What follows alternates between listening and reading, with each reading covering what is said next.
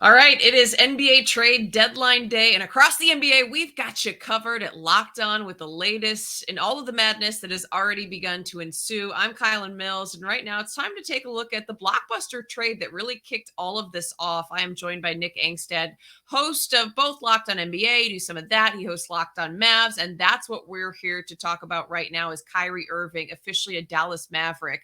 I mean, that one really blew my mind. I wasn't ready for it. I didn't see it coming. What were your initial reactions, and what do you think now that you've had some time to, really marinate on this? My initial reaction was flabbergastion. Is that a word? Can I use that word? I was flabbergasted. I could not believe that they made that deal. The Dallas Mavericks knew that they needed to get another star next to Luka. Ever since he was a rookie, they tried with the Kristaps Porzingis trade. They tried to clear cap space for Giannis Antetokounmpo. They tried to find ways to get another star. And this season, they lost Jalen Brunson. He was going to, if they re-signed him, he was going to be the player, like the young player that they use as bait to trade for a star player. And so they missed out on that situation. He didn't re-sign because of that whole thing. They knew, even in the Western Conference Finals run last year, they knew they still needed another star, even how good Jalen Brunson was throughout the run. They were going to use him in a trade. That's why he didn't re-sign, essentially. And so now the Mavericks are like, all right, we have less assets, but we still need to go find a star. And we need to find a star that's available and cheaper than some other stars would. In walks Kyrie Irving with all of the off-the-court situations, all of the different problems that have happened between him and Brooklyn, whichever side you believe has more problems. I think there's some people that believe Kyrie has more problems, some people that believe that the Nets had more problems, and now he becomes available. And so he gets traded. You see the difference between the package that the Suns had to send for KD and the package the Mavs had to send for Kyrie Irving. He was way more available. And so now you get the best backcourt in the NBA and probably the best offensive duo in the NBA. I'm so excited to see how that actually shakes out when those two get to play together, Kyrie and Luka Dončić. But we got to see Kyrie in a Mavs uniform officially. What were your initial thoughts on how he fit in with the team, and what did you think about that 24-point performance against the Clippers? On the court, it was awesome. It was so great to see. We didn't see Luka Dončić yet, so we still have not seen that pairing yet. But we did see Kyrie Irving be a leader. A leader? Can I say that? Like a leader on the court? Like all throughout his career.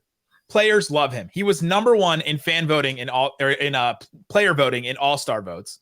Nick Claxton from the Brooklyn Nets, after he got traded, was like, he's my guy. He's a leader. He really helped me in my career.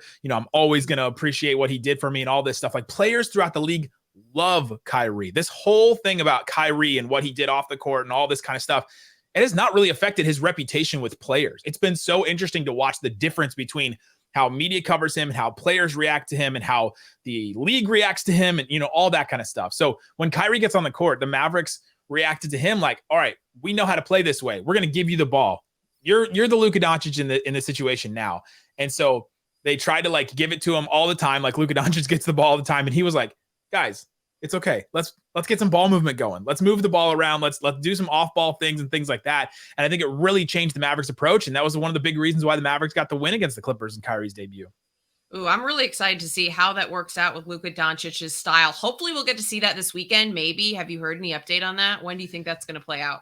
Yeah, it seems like Luka is going to be available to play on this Friday night game against the Kings. I wish it was a home game, but it's going to be at the Kings. So hopefully they don't get to light that beam over there in Sacramento and that Luka and Kyrie come out with a win. But that'll be so fascinating to see how those two play off of each other. A lot of people are worried about, wow, Luka Dončić has the highest usage rate or one of the highest usage rates in the NBA. How is he going to deal with playing off the ball? Luka has played so many different styles of basketball, and he's been waiting. I mean, he's just been waiting and praying for somebody to come in and take some of the offensive load off of him so that he can go back to playing the way that he played in Real Madrid. Like before the NBA, he came in and he had been playing off the ball in Real Madrid, and he'd been playing with guards like Sergio Llull, and he played with Goran Dragic before. Like he's played with these other guards that have had the ball, and he's played off the ball. He can play that style. He's just become accustomed in the NBA to being the guy and the only guy that can be trusted. Right? It's the best offensive option for the Mavericks is for Luka to have the ball in his hands all the time.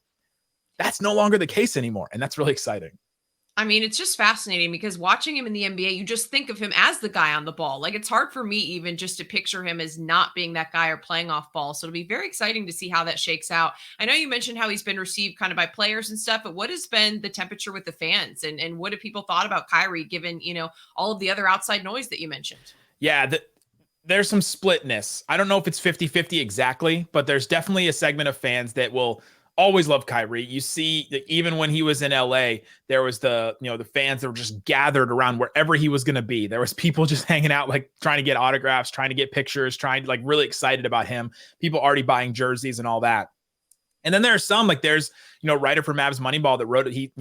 He's Jewish, and he's wrote about what Kyrie Irving on the Mavericks means to him and how that affects his fandom, and how he says, it's really going to be hard for me to root for the team. And you kind of can't blame him for the things that, Kyrie has promoted in the past, and then the way he responded to that and all that. And so now it's ostracized, I think, some of the fan base. I think that it has also brought in probably more fans to the Mavericks because of just how popular Kyrie is as a basketball player.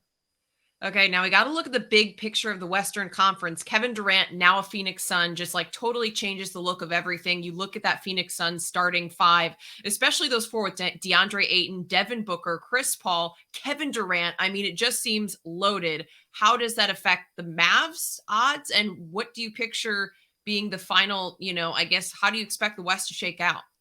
Yeah, the West is no longer as open as we thought it was, right? It seemed like it was open for business. I know your Warriors and my Mavs are both looking at this West going, I don't think we're scared of many of these teams, right? Like, I don't think we're looking at the Grizzlies or the Kings and are like really scared of those teams at the top. The Nuggets, like you can score on the Nuggets. Like they don't have a great defense. And then the Mavericks go get Kyrie and you're like, all right, anything can happen now. Those two guys can score at any point of any game at any time. Their defense is going to be really suspect, but so is the Nuggets, so is the Kings, so were the Suns. Like there's a bunch of teams in the West right now that were really great offense, not great defense. And so now the Suns getting KD, it closes that up a little bit.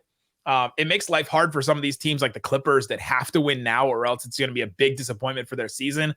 The Mavericks also, Kyrie is a little bit of a rental. So this is a testing period. So the playoffs are going to be like probably play a big part in all that, and to figure out, all right, what do we do with this guy going forward? And so it's going to be interesting to see how this shakes up. But you could be a top team in the West, and like your first round series is against Luka and Kyrie, or against Booker and KD, or against Kawhi and Paul George. Like you could be a home court team and have to play one of those teams. It's wild out there in the West.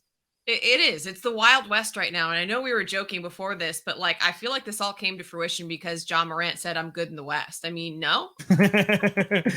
He got what he paid for, though. He's reaping what he sowed on that one. Oh boy. Well, it'll be a lot of fun to watch down the stretch, and be sure to check in on all of the Locked On Networks podcasts throughout the day. Locked On NBA is going to have you covered in all the trade deadline stuff. And then throughout the season, we'll see what happens in the West. It's going to be a lot of excitement to come. So for more on the NBA trade deadline, find your local Locked On show and subscribe to Locked On NBA to stay updated. Still a lot more moves to come today. Still some more time. Locked On NBA, your team every day.